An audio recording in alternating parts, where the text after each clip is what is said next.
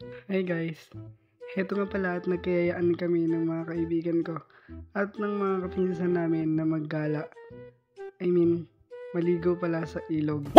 So ayun na nga guys, nasakay na kami ng multicab. So ayan, nag-hi pa si Harold. Harold ang pangalan niya. At ako naman at ito pala ang aking pamangkin na si Alexan. At yun guys, sobrang saya namin at yun naman ang aking pamangkin na si Andre. So, sobrang saya namin ng araw na yan guys dahil nakapaggala naman kami. And yan yung makikita nyo sa gilid ng kalsada. Yan yung kapag nagsasakay ka ng multicab, yan yung makikita mo sa gilid na mga view. Papunta po yung Irawan dahil doon po ang venue ng aming paliliguan. At yan naman po guys ang view sa harap na kung saan napakaganda at lawak ng kalsada, napakaraming sasakyan. Ayan, fast forward guys, nandito na po kami sa may terminal. Ayan po ang terminal dito sa may Irawan. So by the way, nasa Irawan na nga pala ang terminal kaya dito na natin makikita ang mga bagong sasakyan.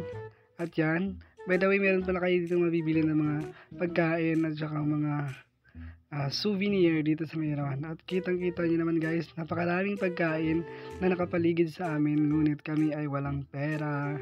At yan pala ang view na makikita nyo dito sa Mayrawan. And fast forward, dito na kami, bumaba na kami.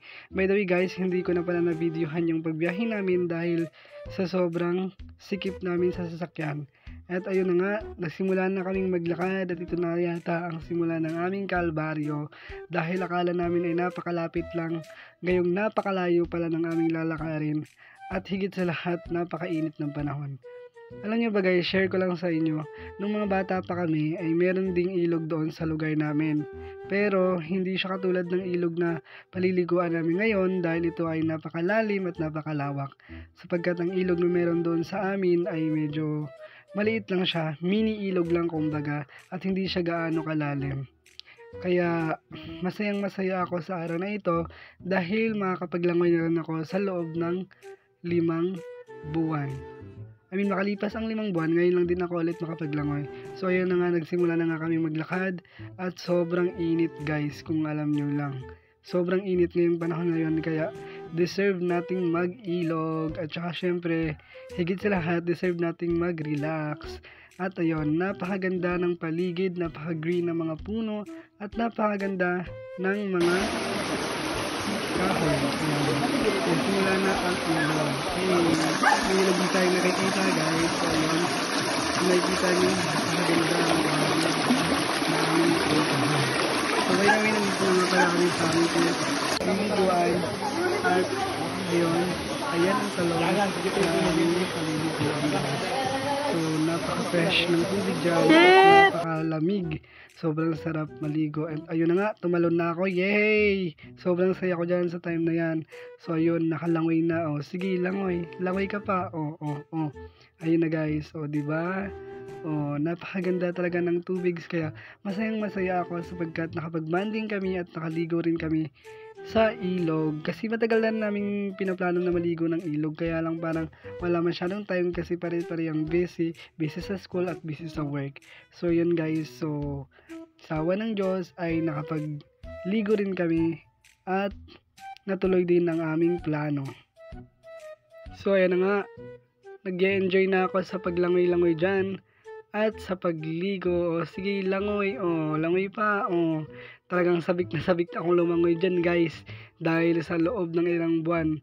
Ngayon pa lang ako ulit nakalangoy. Sabi ko nga sa inyo kanina ay sobrang gustong gusto ko talaga ang paglalangoy dahil ang aming bahay doon sa isla ay malapit lamang sa dagat. Kaya na-miss ko talaga ang paglangoy. At ito naman si Gio, ayan, sige, wow! Grabe ang galing. Sabi niya doon, butterfly daw ang tawag doon. Pero hindi ko alam kung totoong butterfly ba talaga yun.